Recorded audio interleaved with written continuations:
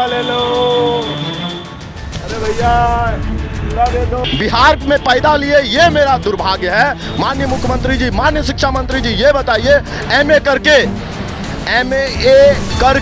Master in art, master in economics, physical education में MPEd, master in physical education, BPEd, bachelor of physical education करके मैं ठेला चलाऊं या कैसे अपना पेट भरूं, आप बताओ।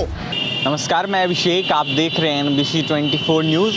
STT अभ्यर्थियों का लगातार हम अपने NBC के माध्यम से मुद्दा दिखाते रहते हैं। जिस तरीके से जो बेरोजगारी है वो चरम सीमा पर है बिहार में। देखिए, अभी हमारे साथ बात करने के लिए STT के फिजिकल अभ्यर्थी 3523 इन लोगों की संख्या है। लगातार बीते दिनों इन लोगों का आंदोलन जारी था। शिक्षा मंत्री से मिलने भी गए थे, लेकिन कहीं ना कहीं मांगे जो है वो पूरी नहीं हो रही है। लगातार जो डेट है वो टाला जा रहा है और कहा जा रहा है कि मार्च में कभी हो जाएगा, कभी फरवरी में आप लोगों की नियुक्ति हो जाएगी, लेकिन कहीं ना कहीं कुछ नहीं हो रहा है। मनोरंजन जी, बहुत बहुत स्वागत है आपका NBC 24 में। जी बहुत बहुत धन्यवाद। और तमाम आप बहुत दिन से अंकित जी आप लगे हुए हैं और जनता की बात को बना रहे हैं, सामने रख रहे हैं, ये बहुत बड़ी बात है। अब मैं आता हूँ आपका, हम लोग का जो मुद्दा है एस्टेट अभ्यर्थी, फिजिकल अभ्यर्थी को इतना निराश, आज तक हम लोग को निराश ही मिल रहा है और झूठा आश्वासन मिल रहा है। अब थोड़ा सा हम आ जाते हैं सरकार का काम करने का तरीका। यहाँ हमको समझ में नहीं आता है कि कौन सा सिस्टम गवर्नमेंट का या कौन सा सिस्टम सरकार का काम कर रही है। शिक्षा व्यवस्था जीरो, स्पोर्ट्स जीरो, और भी कोई भी व्यवस्था आप ले लीजिए जीरो, सड़क का ले लीजिए जीरो, मतलब कोई भी व्यवस्था हम लोग पूरा परेशान हैं, तबाह हैं। और हम लोग अभ्यर्थी आज रोड पे आकर के एक शिक्षक रोड पे आकर के रात दिन धरना दे रहा हो, रात दिन अपनी मांग को ले रहा है, बोल रहा है, समझा रहा है सरकार को, लेकिन सरकार किस नींद में सोई हुई है। यहाँ तक कि आपके चैनल के माध्यम से और तमाम मीडिया के माध्यम से हम लोग डिबेट, ग्रुप डिस्कशन, तो सारे सरकार के प्रवक्ता, महाप्रवक्ता और सरकार के मंत्री सबसे कह करके थक गए कि अब बहाली लीजिए, अब बहाली लीजिए। भाई क्यों? हमारा कहने मतलब आज 4 साल से हम लोग बेरोजगार हैं। 4 साल के पहले, 10 साल पहले से हम लोग लड़ाई लड़े कोर्ट का कि हम लोग का वैकेंसी निकाला जाए, वैकेंसी निकाला जाए। 8100 समथिंग वैकेंसी होने के बाद अभ्यर्थी मात्र 3523 अभ्यर्थी हम लोग पास किए, उसके बाद भी ये हाल है। हमको नहीं लगता है कि कोई सिस्टम काम कर रही है सरकार का, और सिर्फ इनका बेरोजगार फैलाना है। बेरोजगार यदि समाप्त करना रहता है इस सरकार को, तो इनके पास 8100 बच्चे का रिक्रूटमेंट्स था, 8100 बच्चे का बहाली इनको करनी थी। आज से 3 साल हो गया, आज तक ये बहाली नहीं किया और हम लोग आज भी रोड पे हैं। हम लोग मेहनत कर करके 100 में 84 नंबर ला करके बीपीएड, एमपीएड, बाहर जैसे स्टेट में जा करके योगा का सर्टिफिकेट ले करके, और आज हम लोग को इतना बड़ा सर्टिफिकेट रहने के बाद भी अब लगता है कि उनका कोई आवश्यकता ही नहीं है। एक ठेला खरीदना होगा, इन भाई के साथ आप दिखा सकते हैं, इन भाई के साथ एक ठेला खरीदना होगा और इसी ठेले को अब हम लोग को चलाना होगा। मैं बता रहा हूँ, ये ठेला जो है, इसी ठेले से हम लोग को लगता है कि जीवन यापन हम लोग को करना पड़ेगा। ये सरकार सिर्फ निकम्मी है, फांसी पे लटकाना चाहती है, और ये कोई भी नौकरी देने का इनको कोई कैपेसिटी नहीं है।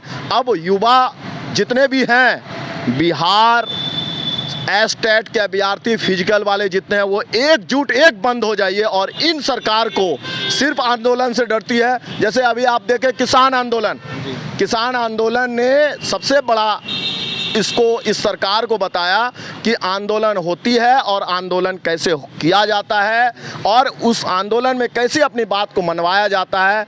ये किसान आंदोलन से, विद्रोह से कोई बड़ा विद्रोह अभी तक मैंने नहीं देखा है। और लगता है इस सरकार को मैं चेतावनी दे रहा हूँ कि लगता है कि उसी तरह का आंदोलन बिहार में भी ज़रूरत है। और आज जैसे यहाँ पे जेपी आंदोलन हुआ था, वैसे ही अब एस्टेट अभ्यर्थी और फिजिकल आंदोलन होगा, जो लेकर के बिहार से लेकर के दिल्ली तक पासा पलटेगा। फिजिकल वाले का एक तो सबसे पहले तो रिक्रूटमेंट अभी तक नहीं दिया जा रहा है और वेतन का तो बात ही जुदा है। हम लोगों को क्या समझती है सरकार? क्या हम लोग का ज़रूरत नहीं है? जब हम लोग का ज़रूरत ही नहीं है तो फिर वाई क्यों बोला जाता है physical education as one of the education is the part of the education, physical education is the part of the education। ये टिप्पणी, ये सेंटेंस क्यों?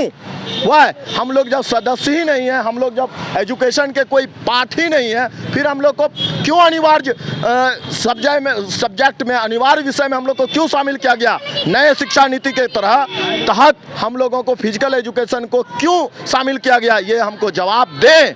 ये हमको सेंट्रल स्पोर्ट्स। मुझे एक सवाल रहेगा, बिहार के शिक्षा मंत्री के पास बीते दिनों तमाम फिजिकल अभ्यर्थी मिलने गए थे, लेकिन शिक्षा मंत्री का साफ साफ कहना था कि मीडिया वालों से मिलिएगा तो अंजाम बुरा होगा। वहीं आश्वासन भी दिया गया था कि हम ध्यान देंगे, प्रदर्शन मत कीजिए। अब तो ये लग रहा है ना कि अब सरकार से यदि अभ्यर्थियों को, युवाओं को, जनता को डर लगने लगा तो हमको नहीं लगता है कि वो सरकार है, वो हिटलर शाही है। जैसे कि अभी ट्रेंड में है ना आपका द कश्मीर फाइल्स, उसमें क्या हुआ था जो अभी दिखाया जो जा रहा है कि हाँ चलो हिंदुओं के साथ ऐसा किया गया था, मुसलमान, ये सिर्फ अराजकता फैला रही है। और जो भी हुआ था ठीक है, हम 5 मिनट के लिए मान लिए, तो वहाँ के गवर्नमेंट से वहाँ के जो ब्राह्मण पंडित थे या पंडित थे वो डरने लगे थे। तो दैट मीन्स कि ये हमको चेतावनी देते हैं, थ्रेट करते हैं कि आप मीडिया में जाए। अरे मीडिया में तो हम अपनी बात को रख रहे हैं, मीडिया नहीं रहेगा तो जो आपका समाज का जो चौथा स्तंभ है वो फिर कहाँ पे होगा? कौन बनेंगे? शिक्षा मंत्री हमारी बात नहीं सुन रहे हैं, मुख्यमंत्री को पता नहीं है कि हम लोगों को फिजिकल टीचर भी कुछ होता है, तो हम लोग कहाँ जाएं? बता दिया जाए। माननीय मुख्यमंत्री और माननीय शिक्षा मंत्री विजय कुमार चौधरी जी, अब कितना दिन और अब कब तक कितना परीक्षा लीजिएगा? बहुत सारे अभ्यर्थी, आपको हमको बोलने में शर्म लग रहा है, बहुत सारे अभ्यर्थी जिनका एज लैप्स हो गया, जो 3523 जो बच्चे पास किए थे, कैंडिडेट पास किए थे, उसमें से नहीं कम से कम तो 500-600 ऐसे बच्चे होंगे जो कि जिनको कि समय पे नौकरी नहीं मिलने से वो आज नौकरी करने के योग्यता खो दिए। एज लैप्स हो गया, एज बढ़ गया, उसको क्या सरकार मौका देगी? कभी मौका नहीं देगी। हम लोग को आज तक मौका ही नहीं दे रहा है, जो कि 100 में 84 नंबर लेकर के बैठे हुए हैं और उसके बाद भी ये हाल है। बिहार में पैदा लिए, ये मेरा दुर्भाग्य है। माननीय मुख्यमंत्री जी, माननीय शिक्षा मंत्री जी, ये बताइए, MA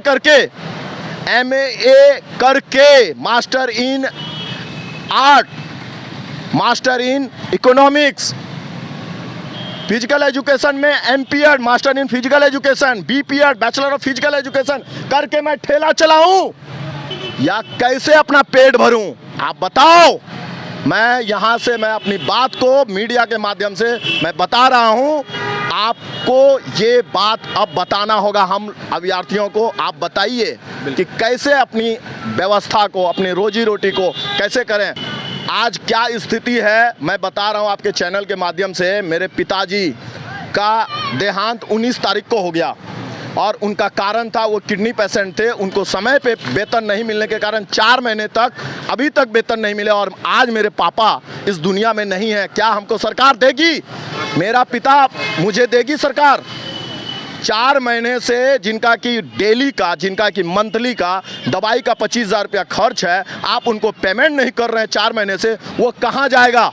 किनसे भीख मांगेगा? ये हमको बताएं। हम लोग क्या स्थिति में हैं, कितना बीड़बड़ की स्थिति में है। सरकार हमारी मांग को सुने और जितना जल्दी हो पाए हम लोग की मांग को माने और हम लोग भी जल्दी से जल्दी ज्वाइन कर सकें, अपनी जीवन यापन को अपना अच्छा कर सकें। और ज़्यादा हम कुछ नहीं कहेंगे, बस इतना ही कहेंगे, हम लोग जो काम किए, हम लोग परिश्रम किए, उसका हमको बस हिस्सा चाहिए, अपना हक चाहिए, अधिकार चाहिए। और मुझे कोई लड़ाई नहीं है, अहिंसात्मक नहीं लड़ाई लड़ना है और आंदोलन लंबी चौड़ी एकजुट होकर के करनी पड़ेगी सरकार से, यदि कोई मांग अपना करना है तो। जय हिंद।